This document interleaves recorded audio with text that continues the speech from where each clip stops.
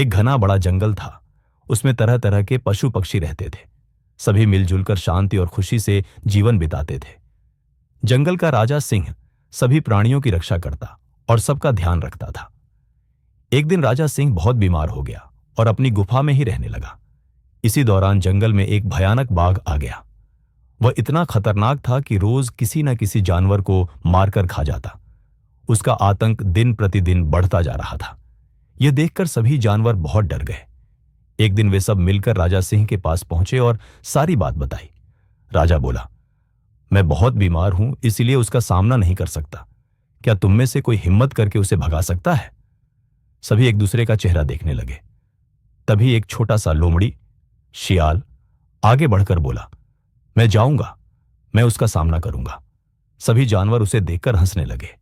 राजा सिंह ने सभी को डांटते हुए कहा, चुप रहो, उसे जाने दो। सबने अनिच्छा से उसकी बात मानी। लोमड़ी अकेला ही बाघ की गुफा की ओर चल दिया। वहां बाघ बाहर लेटा हुआ था।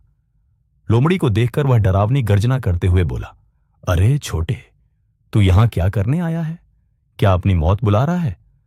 लोमड़ी शांति से बोला, मुझे तुमसे लड़ना नहीं है। मैं तुम्हें एक बहुत जरूरी बात बताने आया हूं। इस जंगल में तुमसे भी बड़ा और ज्यादा खतरनाक बाघ आ गया है। बाघ चौंक गया, मेरे से भी बड़ा? कहां है वह? मुझे दिखाओ। लोमड़ी बोला, मेरे पीछे आओ, मैं दिखाता हूं। लोमड़ी उसे जंगल के एक गहरे कुएं के पास ले गया। उसने कहा, यही है वह बाघ, इस कुएं में झांक कर देखो। बाघ ने कुएं में झांका। उसे पानी में अपनी ही परछाई दिखाई दी, पर उसे लगा कि यह दूसरा कोई बड़ा बाघ है। वह गरजा और पानी की परछाई भी गरजती दिखाई दी। क्रोध में भरकर बाघ बोला, मुझे डराएगा? अभी बताता हूं। और गुस्से में छलांग मारकर कुएं में कूद गया। कुएं में पानी तो था, लेकिन बाहर निकलने का कोई रास्ता नहीं था। बाघ वहीं फंसकर रह गया। लोमड़ी मुस्कुराते हुए वापस राजा सिंह के पास पहुंचा। सभी जानवर खुशी से उछल पड़े।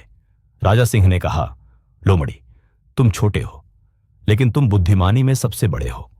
आज तुमने पूरे जंगल को बचा लिया। सभी जानवरों ने लोमड़ी को सम्मान दिया और जंगल में फिर से शांति और खुशी लौट आई।